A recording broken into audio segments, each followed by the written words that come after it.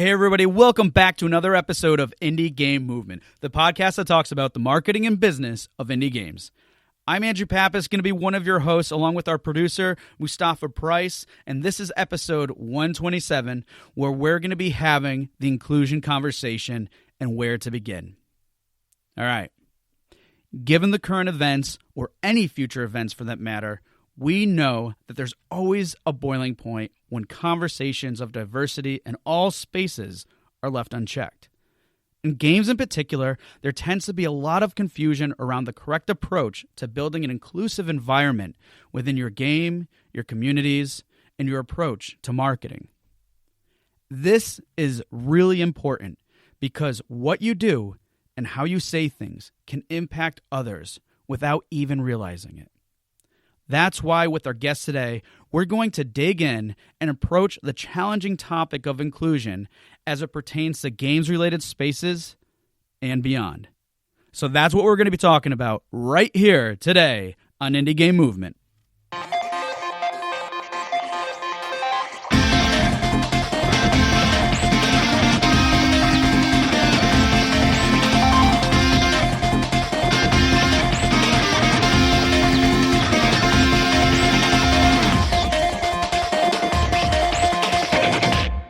Hey everybody, and we're back, and I have Mustafa here, as I mentioned before. Mustafa, how's it going? Doing great. How are you today, Andrew? I'm doing fabulous. Thanks for asking. And we also have our guest, which is Victoria Tran from Kitfox Games. Victoria, how's it going? Good. Happy to be here. Awesome. So I'm sure many of you are familiar with Victoria, but for those of you who are not, I'm just going to let her do the honors and, share a little bit about what she does for Kitfox Games, in addition to other things that you have going on in your personal life. So, Victoria, take it away. Yeah, hi. I'm Victoria. I'm the communications director at Kitfox Games. We're an indie studio in Montreal, Canada. Right now, we're probably most well known for Boyfriend Dungeon. We're also releasing a game called Lucifer Within Us. We have released a game called Moonhunters and The Shrouded Isle. And we're also publishing 2 other games, so clearly we have a lot going on. But we're publishing Dwarf Fortress to Steam and also Mondo Museum. So yeah, do a lot. And my job in Kitfox is basically, the way I put it, is anything marketing, strategy, PR, communications, community, social media, email marketing. That's my job. So if you ever kind of end up talking to Kitfox, you usually are ending up talking to me first for whatever reason. And that's kind of indie life, though. I feel like you're always doing several different things at once, but it's fun. And in my personal life, gosh, I don't know. I'm not very interesting, I think, as a personal life person. I've been watching a lot of anime. That's my update. What kind of anime? Because I've slowly been digging back into it because I love anime, but what have you been watching? Oh my gosh. Okay, so there's this anime. This could be an entire hour-long conversation about anime, but the current anime I'm watching is called My Life as a Villainess. Oh. But basically, this girl gets reincarnated into a game, and instead of being the main protagonist that gets to that all the other people fall in love with, she's the villain of the game, and she's like, "Oh no, I need to get out of this." So yeah, it's cute, it's fun, highly recommend. Awesome. Nice. I just finished up one on Netflix that was Drifting Dragons. There was no real arc to it or anything, but I thoroughly enjoyed it regardless. Mustafa, were you going to say something? Yeah, I think more to the tune of the because I've heard about that one, the villainous one, and that it's super wholesome kind of vibe. Yeah, it is. I think along that lines, I've been really getting into, or not getting into, I've been a fan for years, but the remake they did for Fruits Basket. Oh my gosh, yes. Perfect content. So beautiful. So beautiful. Okay, cool. You cry at least twice an episode. At least twice. Well, that's awesome, Victoria. Thank you so much for sharing that. Anything else, though, that you have going on, or is that the height of it right now? Which sounds like it's kind of a good thing then, because you can just take a moment back, or you got other stuff going on. Yeah, I guess I do actually have other stuff going on. I'm just very excited about anime, clearly. But I have recently, well, it's been in the works for a while. We've just been more quiet about it. But I co-organized this game developers of color support group, I suppose, in Montreal with 3 other game developers in the city. And we just recently launched a Twitter, which is Game in Color. And we're basically hoping to use it as a platform to support and amplify more game developers of color in Montreal, but also eventually more in Canada and maybe globally. Who knows? And that's really exciting. Yeah, definitely. Yeah, maybe we can link to that in the show notes for people too. Oh, definitely. Yes. All right, cool. Well, thank you so much for sharing that. And clearly you have a lot of exciting things going on, anime and also your other endeavors with, with your team and, really coming forward with the community and, the Black community and everything in your area. And plus having those ambitions to go beyond that. So that's really awesome. And and as Mustafa said, we're probably going to get into a little bit more in terms of how that relates to our topic today. But before we do that, we're going to get right into the Q-Box round. And for those of you who aren't familiar, Q-Box round is a series of random questions we have prepared for Victoria here. And, Victoria, are you ready? Yes, totally. Mario or Luigi? Waluigi. Waluigi. Milkshakes or smoothies? Oh, smoothies. A place you want to visit? Japan. I feel like that's a very typical answer, but I really want to go to Japan. Well, I've been there before. We have to talk later, but good choice. Okay. Favorite animated movie? So many. All of them. Anime. I just love anime. Okay. Yes. Sorry. That was. I can't narrow it down. I tried. I couldn't. Do you have a favorite meme? Yes, it's fine meme with the dog and everything's on fire in the background. Awesome. And I think this is, Mustafa, becoming a staple for us now, which is perfectly fine. But what are you playing right now? I guess to no one's shock or surprise, I'm currently playing Animal Crossing. Wow, that's like almost that's almost 2 for 2 in a row. It's getting there. Yeah. It's powerful. It has a hold on us. They knew what they were doing. Yeah, definitely. They always do. All right, cool. Well, Victoria, thank you for those answers. And in light of that and kind of moving things along here to the core of our discussion, our topic, as I mentioned earlier, is the inclusion conversation. And where do we begin with this? All right. So just some quick context in terms of what we mean here and everything. I mean, given the current events that have been going down, there's always a boiling point with conversations of diversity in all spaces.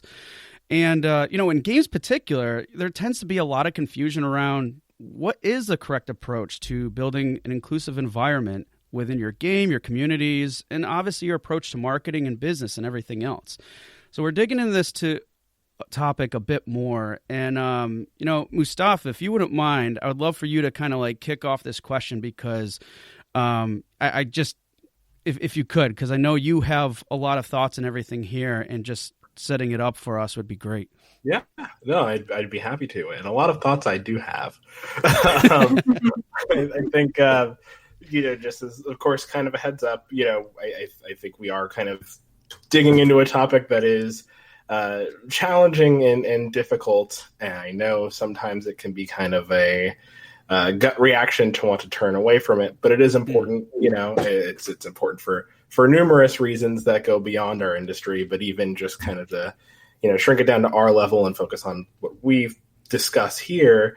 Games are better when they're more inclusive, with examples like Animal Crossing, I think, being pretty solid proof of that. So we've discussed, on the show, community building and community management at length. We've had a few episodes dedicated to that, but we're looking to have kind of a more targeted conversation about inclusion, particularly in the industry. So, Victoria, what would you say are perhaps some areas of opportunity that you see kind of within the industry as far as the conversation of inclusion? Yeah, I think one of the big things that people kind of misunderstand when we talk about inclusion is that a lot of the time you see the conversations going around like, hey, like if you need a mentor, I'm here for you, which is great. And like, I think mentorship is really important, but what we're missing is something beyond mentorship. And whether that's financial support, or in this case, what I'm thinking about is actually giving marginalized genders and races like a place in the boardroom, let's say, like in leadership positions, being tastemakers, being the ones that decide like, oh, this is a game I'm interested in, we should push it through. For example, like the thing is like so many people in positions of power kind of have the same taste and interest, which is fine. You don't have to force yourself to like a game you don't like. But the fact is, if we have more diverse and more inclusive people in these positions, then that's how we get the funding for the games. That's how we get the promotion and the publishers that are interested in developing games that are from different angles or stories or have really interesting mechanics. So for me, I think the idea of inclusion goes beyond just helping people, because I think a lot of people of color and marginalized genders are very capable already. They just need the opportunity. Yeah, I think you bring up a lot of good points there too, because like for what you're saying is like, you know, looking at this in a very holistic perspective, in terms of not just representation, but also like, I mean, well, ultimately, yes, it is always representation in some way, shape, or form, but like how those different opportunities can arise if there's just an overall better, acceptance and inclusion of everything. I mean, you were even talking about what means of funding, and as these methods and everything, and we'll probably get into some of them more. These methods of inclusion, it really starts opening up doors for all sorts of things. Yeah, definitely. All right, and I really appreciate your comment about mentorship, because I think that it kind of touches on kind of perhaps an underlying issue where I think anytime the conversation of like the desire for more representation or inclusion in the industry comes up, it's assuming that marginalized individuals are looking to further develop skills to make themselves qualified. Almost kind of starts at this place of not necessarily seeing that these people are already actually really qualified, and are people who have experience and credits on games and everything else. So while of course a lot of these things are coming from well-intentioned places, it is a matter of availability of opportunity, the ability to elevate these people. All of us, really. So, I definitely appreciate that. I think that there is definitely a kind of a distinction there that kind of goes understated. Yeah, I'm glad you agree. Now, to kind of like take this conversation a little bit further too, we found that the community that Kitfox has is particularly inviting, and know that empowering marginalized voices is something both that you and Tanya X Short, who is also a guest in the past on this show, have worked towards at length. Why do you feel that this is important to your studio's culture? I mean, I think so much. It's interesting. So I think a lot of Kitfox's culture is, and thanks to Tanya and the co-founders' work to make it like that and to be more than just lip service in terms of like, oh, we're so inclusive, and then it actually isn't very inclusive. And, there's always ways to improve for sure. But I think the fact that it's ingrained in the company values, it's ingrained in the co-founders themselves, that it makes it easier to do these things and feel supported and feel like I'm not also just doing really surface level lip service when I'm, let's say, working in a place that doesn't support this. And because of this, it drives the community values that I have. So when I am marketing, when I am trying to gather a community, I'm not doing it with just the thought of like, I need to gather as many people as possible, no matter what. I'm doing it in a way where I'm like, how can I ethically like market this game? How can I be more critical about how I'm talking about this game, who I'm inviting into